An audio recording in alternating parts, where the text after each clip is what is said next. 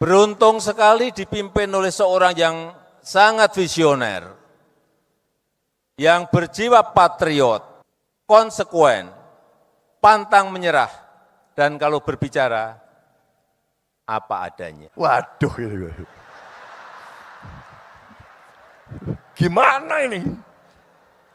Makanya kalau urusan tentara, pertahanan, tanya Prabowo. Urusan politik, aku datang ke orang Solo ini.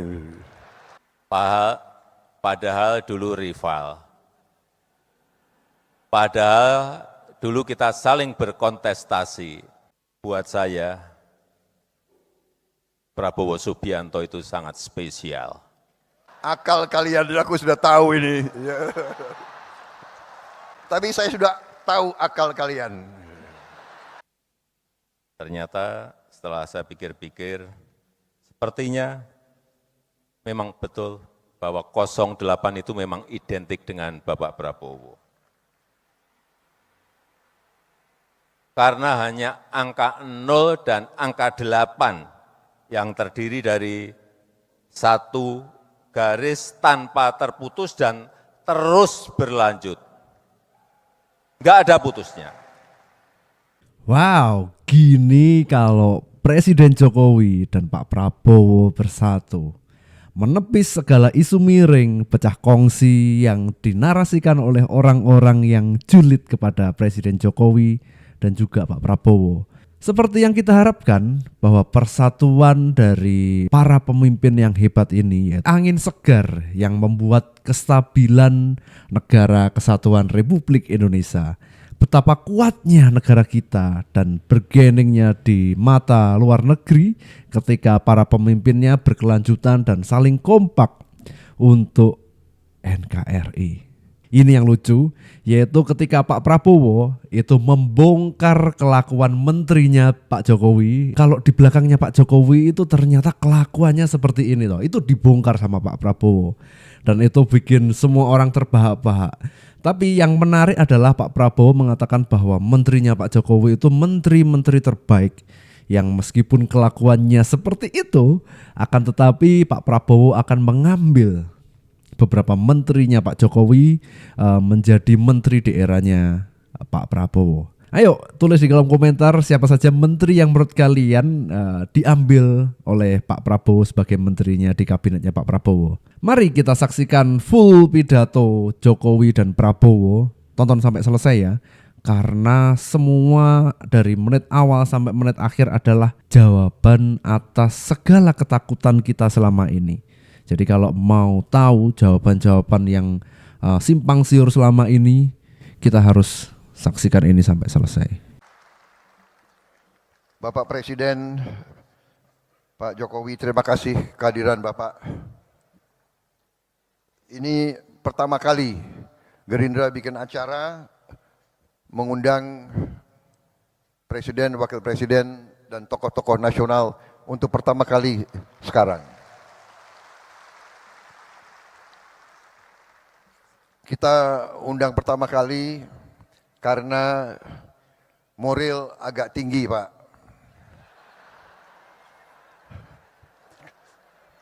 Jadi berani ngundang, Pak.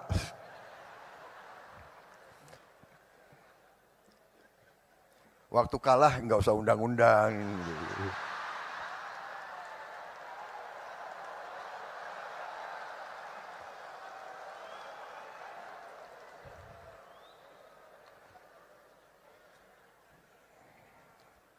Yang pinter Pak Surya Paloh, tahu aja siapa yang. Bapak-bapak sekalian, ini kehormatan besar saya membuat suatu acara dan kita mengundang semua partai. Tidak hanya koalisi kita undang juga semua partai non koalisi. Dan hadir perwakilan hari ini dari PDIP hadir juga Pak Azwar Anas. Ibu Puan mengirim salam karena ada acara DPR di Bali. Saya kira malam ini Pak Jokowi ini suatu langkah bukti, contoh bagi banyak pihak dalam dan luar negeri bahwa suasana politik di Republik Indonesia ini memiliki ciri khas, yaitu di tengah persaingan, sesudah pertandingan, sesungguhnya kita bisa rukun kembali menjadi satu keluarga besar.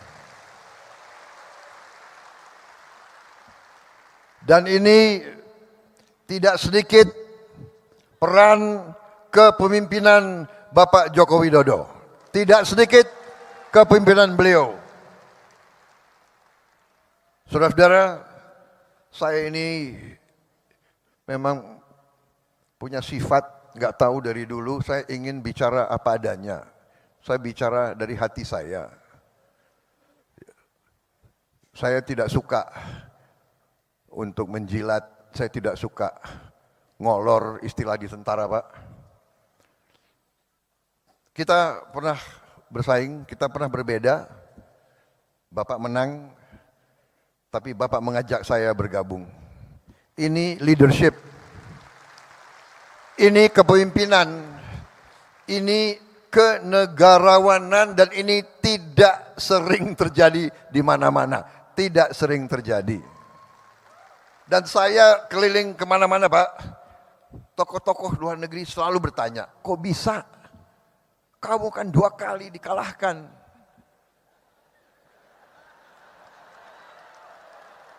Ini Pak, orang Indonesia, kita kalah, mereka ketawa, Pak. Anak buah lagi ketawa.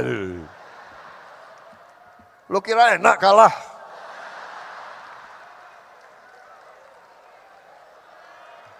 Pak, waktu saya kalah, saya ingat Bapak ke rumah saya. Bapak ke Kartanegara. Di mana di negara lain yang kalah, yang harus ucapan selamat. Ini yang menang datang ke rumah saya begitu.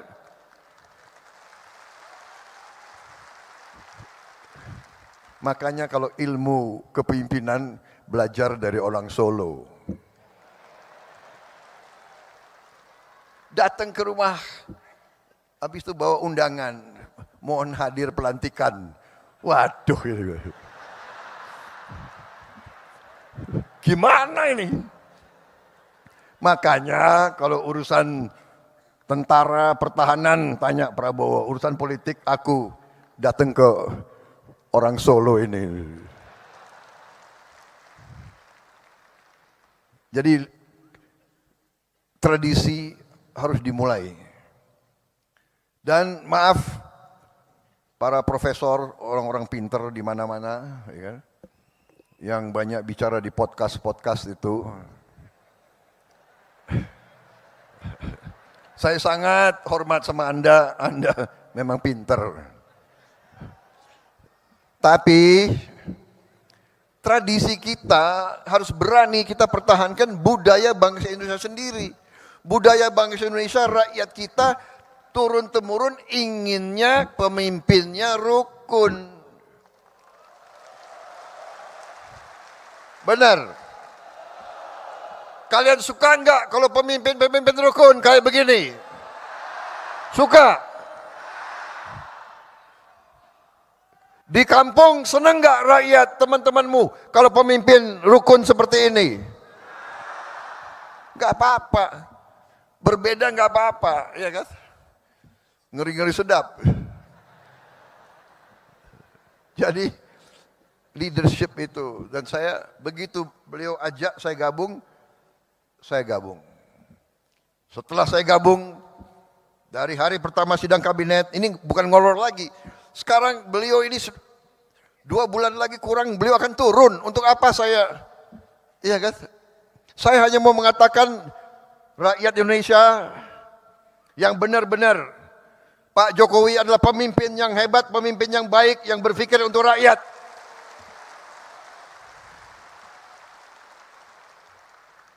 Dari hari pertama saya ikut kabinet, saya lihat pikiran beliau, kerja beliau Luar biasa Pak, saya nggak tahu saya bisa ikuti jejak Bapak Pak.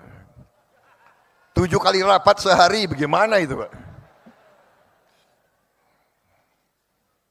Apalagi kita ini kalau diajak, ini menteri-menteri jujur ya, pada begini kan kalau diajak beliau, Pak, pada ngeri Pak, diajak Bapak keliling Pak itu. Waduh ini, nggak bisa tidur katanya. Di pesawat itu 5 jam terbang, 5 jam diskusi. Jadi itu alasan Pak, kalau Bapak ajak, mereka itu alasan. Bapak Presiden kami jemput di Merauke. Dia mau terbang duluan, nggak berani terbang sama Pak Jokowi. Akal kalian, aku sudah tahu ini. Pak maaf Pak, karena Bapak pilih orang-orang hebat, mungkin sebagian dari mereka di kabinet saya Pak nanti ini. Tapi saya sudah tahu akal kalian. Kalau diajak Pak Jokowi, kami mendahului Pak. Kami akan jemput Bapak. Bukan jemput Bapak, dia takut diajak itu.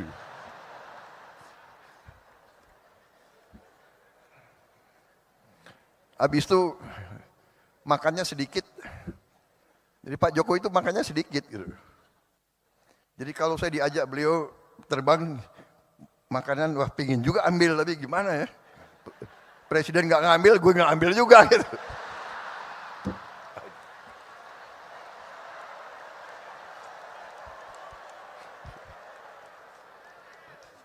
Soalnya ini mantan tentara Pak. Banyumas campur Indonesia Timur. Orang Indonesia Timur ciri khasnya makannya banyak. Jadi saya boleh Pak ya buka sedikit rahasia-rahasia itu.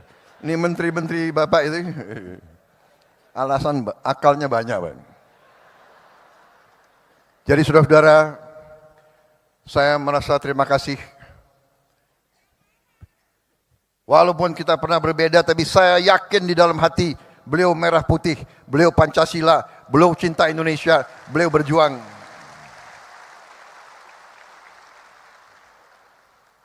Jadi kalau akhir-akhir ini ada yang apa ya?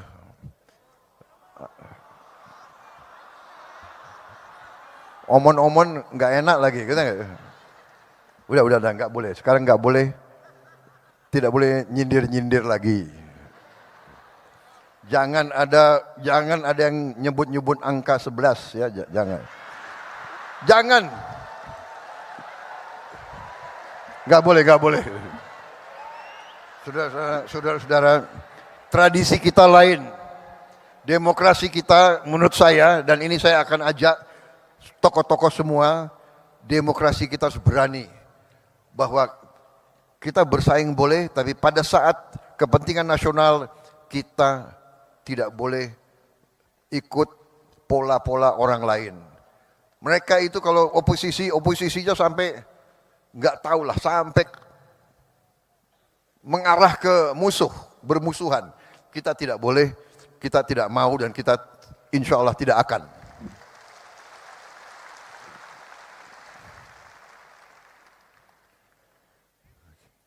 Kita harus berani punya ciri khas demokrasi kita sendiri. Dan itu saya tangkap. Karena saya banyak kawan-kawan Pak, dari beberapa negara. Dari Thailand, teman-teman saya dari Thailand, mereka menceritakan bahwa pemimpin mereka, raja bahkan, sama kerisauannya, bahwa dunia ini sedang dalam keadaan tegang. Ada ketegangan. Bahwa kalau tidak di-manage dengan hati-hati, bisa terjadi perang dunia ketiga.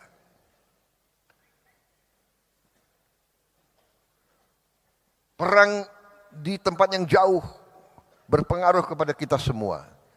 Karena itu, di beberapa tempat, para pemimpin menyadari, kita harus pemimpin elit, pemimpin politik, pemimpin ekonomi, pemimpin intelektual, kita harus bersatu. Kita harus bersatu, atasi masa-masa yang penuh ketegangan ini. untuk rakyat kita, untuk Indonesia bangkit, untuk Indonesia menjadi negara maju. Saudara-saudara, saya kira intinya itu, saya tidak akan lama-lama. Satu hal yang saya belajar dari Pak Jokowi, pidato beliau pasti pendek. Pasti pendek. Dan kalau beliau mimpin rapat kabinet pun pendek. Saya hitung Pak, semua rapat kabinet Bapak yang Bapak pimpin, paling itu 1 jam 15 menit, rata-rata. Tidak terlalu banyak omon-omonnya itu. Tegas, singkat. Jadi ini sesuatu yang saya harus belajar. Karena tradisi di Gerindra itu kalau pidatonya lama, Pak. Nggak ada. Panitia sudah tahu, jadi dia nggak siapkan kopi di sini, Pak. Jadi saya kira pidato saya persingkat. Intinya terima kasih kehadiran Bapak, tapi lebih utama kami seluruh selagorda, seluruh barisan Gerindra menghormati, menghargai pengabdian Bapak dan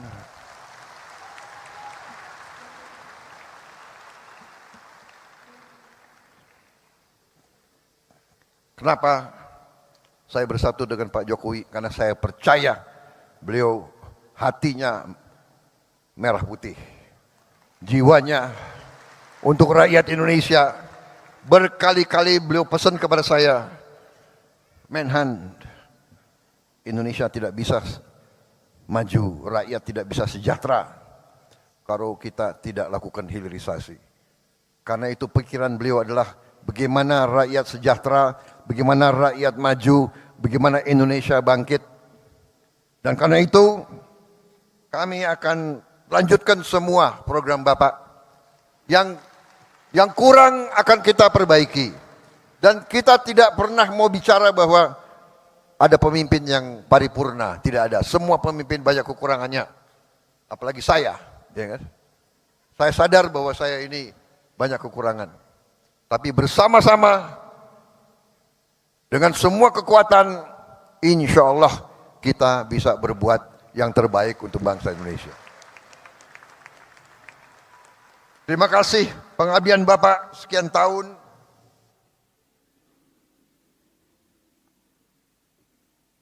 Jangan ragu-ragu Pak. Kalau Pak Jokowi dicubit, yang rasakan seluruh partai Gerakan Indonesia Raya. Kita adalah petarung, kita adalah pendekar, kita ingin baik, tapi jangan salah hitung. Gerindra akan membela kebenaran, membela keadilan, membela kejujuran. Terima kasih Pak Jokowi, kami di belakang Bapak. Bapak Ibu semuanya sangat beruntung dipimpin oleh Jenderal Purnawirawan Prabowo Subianto. Yang baik diomongkan baik, yang enggak baik omongkan enggak baik. Tapi nanti setelah tanggal pelantikan 20 Oktober, Bapak Ibu harus mau berbagi. Karena saat itu, begitu dilantik, Bapak Prabowo akan menjadi milik seluruh rakyat Indonesia. Seluruh rakyat Indonesia dari Sabang sampai Merauke, dari Miangas sampai Pulau Rote. Bukan hanya milik Partai Gerindra.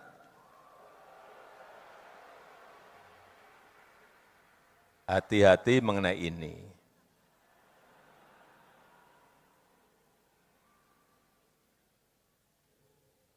Mungkin sampai saat ini masih banyak yang bertanya-tanya dan meragukan. Bagaimana mungkin saya dengan Pak Prabowo bisa memiliki hubungan yang seerat ini, yang sedekat ini, yang seharmonis ini.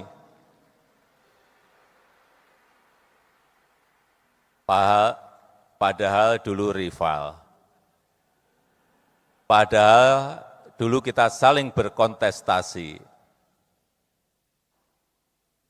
Tapi tadi sudah dijawab semuanya oleh Bapak Prabowo Subianto. Jadi saya tidak usah menerangkan lagi. Saya hanya ingin menyampaikan buat saya, Prabowo Subianto itu sangat spesial.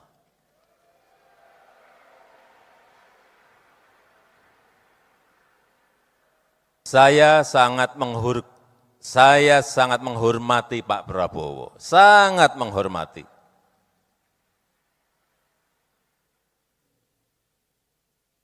Kalau dalam beberapa kesempatan Pak Prabowo beberapa kali menyampaikan bahwa beliau merasa sangat cocok, merasa sangat sayang dengan saya. Ya, begitu juga. Itu juga yang saya rasakan.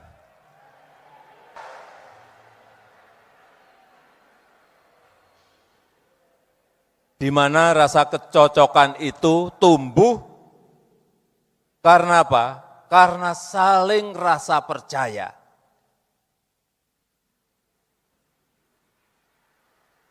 Karena saling rasa percaya. Saling menghormati, saling pengertian meskipun kadang ada perbedaan-perbedaan. Itu yang sangat jelas saya rasakan. Saya merasa bisa saling percaya dengan Bapak Prabowo Subianto. Termasuk rasa percaya saya bahwa ke depan dengan kepemimpinan Bapak Prabowo Subianto, Indonesia dengan keberlanjutannya akan mampu meraih cita-cita Indonesia maju, Indonesia emas di 2045. Saya sangat meyakini itu, insya Allah. Semuanya sesuai yang kita cita-citakan, yaitu Indonesia emas di tahun 2045.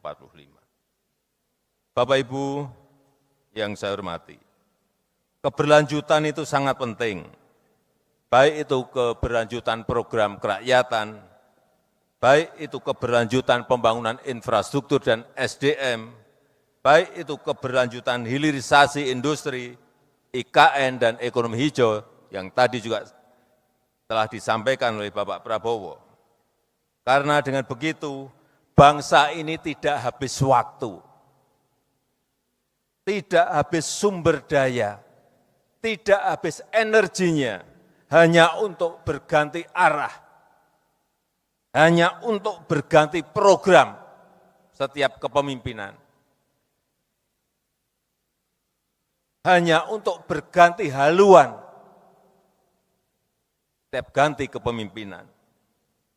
Dan hanya seorang yang berjiwa patriot, yang sangat mencintai Negara Kesatuan Republik Indonesia, NKRI, yang tidak mementingkan ego pribadi, yang tidak mengenal kata menyerah.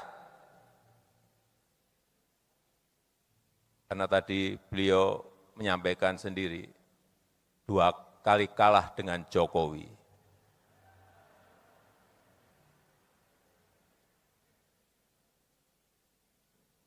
Dan yang bisa melanjutkannya itu semua ada di Bapak Prabowo Subianto.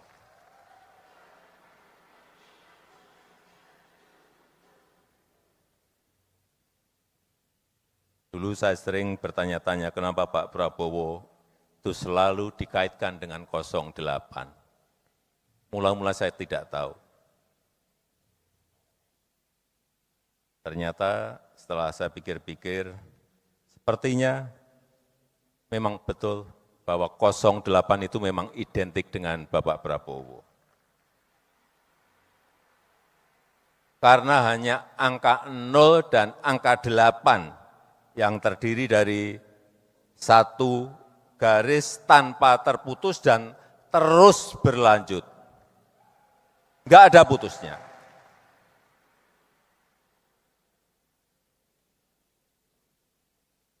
Iya, berarti 08 memang angka yang mencerminkan keberlanjutan. Itu secara spiritual. Dan juga bisa jadi 08 itu angka keberuntungan Bapak Prabowo. Saat ini menjabat sebagai Menhan ke-26. 2 tambah 8. 2 tambah 6, 8. 2 tambah 6, 8. Rumah dinas beliau yang saya tahu nomornya juga 8. Saya enggak tahu diganti atau tidak sebelumnya, tetapi memang angkanya nomor 8. Dan tidak hanya sampai di situ. Pak Prabowo Gibran juga menang pemilu dengan suara 58,58%. Ada 8-nya terus. Pak Prabowo nanti saat dilantik menjadi Presiden Indonesia yang ke-8.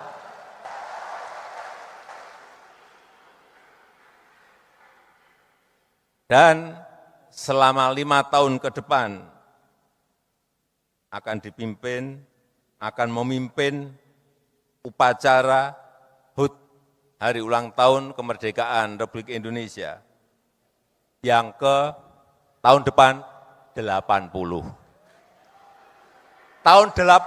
Tahun depannya lagi 81. Tahun depannya lagi 82. Tahun depannya lagi 83 dan selanjutnya 84 dan selanjutnya. Semuanya memakai angka 8. Memang kelihatannya sudah takdir dan sudah digariskan oleh Allah Subhanahu wa taala.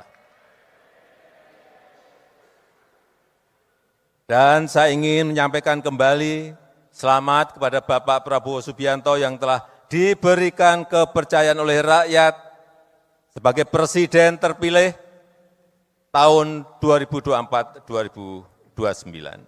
Semoga Allah Subhanahu wa taala memudahkan Bapak dan bangsa Indonesia dalam mencapai kemajuan, dalam mencapai kemakmuran, dan menjadikan Indonesia sebagai negara berpenghasilan tinggi yang berkeadilan dan berkelanjutan. Terima kasih. Wassalamualaikum warahmatullahi wabarakatuh. Salam Indonesia Raya. Gerindra. Gerindra. Menang.